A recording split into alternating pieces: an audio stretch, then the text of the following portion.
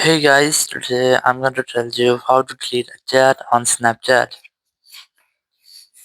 If you're using Snapchat and you want to delete chat from your Snapchats, let's see how can you do that. You just have to simply open your Snapchat app and here just tap on the message option here or the chats option. And here you have to simply select the person or the chat which one you want to delete.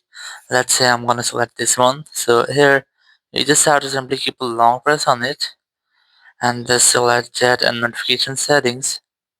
Then select clear from chat feed if you only want to clear it from your chat feed or from this page, or you can also select this delete chats option to delete all of your chats.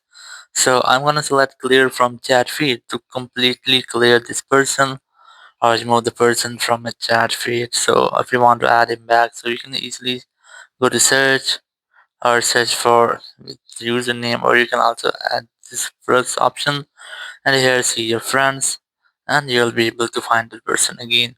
So in this way you can easily delete a chat on Snapchat. Thank you very much for watching the video. Until next video, bye bye.